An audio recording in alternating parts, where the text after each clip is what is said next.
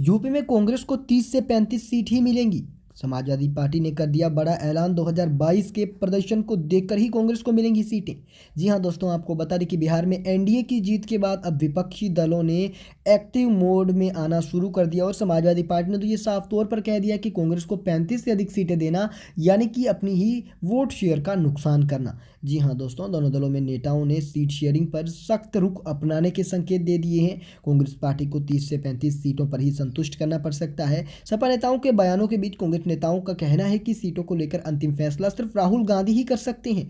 बिहार की हार के बाद भी कांग्रेस अब उत्तर प्रदेश के अंदर रिस्क नहीं लेना चाहती। वहीं समाजवादी पार्टी के नेताओं ने भी ये स्पष्ट कर दिया कि कांग्रेस पर अब भरोसा नहीं किया जा सकता। लेकिन दूसरी ओर कांग्रेस के अंदर भी एक अंदरूनी कलह मची है। अखिलेश यादव का भी यही कहना है कि अगर दोस्त कमजोर हो जाए तो इसका मतलब ये नहीं कि दोस्त का साथ ही छोड़ दिया जाए। हम कांग्रेस का साथ कतई नहीं छोड़ेंगे। दोस्त को कमजोर स्थिति के अंदर तो संभालना चाहिए, बल्कि उसका साथ नहीं छोड़ना चाहिए।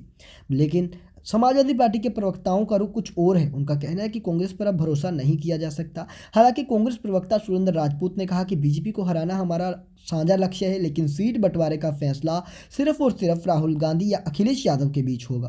उन्होंने कहा कि सीट शेयरिंग पर दूसरे नेताओं के बयान बिल्कुल नहीं आने चाहिए। अगर ऐसा होता है तो ये गठबंधन की स्थितियों को और भी कमजोर कर देगा। कांग्रेस नेताओं का यह कहना है कि सीट बंटवारा पिछले चुनाव के प्रदर्शन और इस समय संगठन की मजबूती के आधार पर ही होना चाहिए। 2027 के विधानसभा चुनाव में बीजेपी को चुनौती देने के लिए दोनों दलों की एकजुटता बहुत जरूरी है। लेकिन शुरुआती संकेत बताते हैं कि सीट शेयरिंग पर जो सहमति है उसका बनना बहुत ही मुश्किल है। लेकिन सीट शेयरिंग पर अगर सहमति नहीं बनती तो बीजेपी साफ तौर पर उत्तर प्रदेश का चुनाव जीत जाएगी। लेकिन बिहार चुनाव ने कांग्रेस कार्यकर्ताओं के साथ साथ कांग्रेस नेताओं का भी मनोबल गिरा दिया है। कांग्रेस ही नहीं बल्कि विपक्षी दलों का भी मनोबल अब एक बार के लिए तो गिर ही गया कि क्या बीजेपी को हराना कांग्रेस के लिए संभव है। क्या कांग्रेस पार्टी इसी स्ट्रेटेजी के साथ बीजेपी को हरा पाएगी? एक बहुत बड़ा सवाल है। आपको क्या लगता है?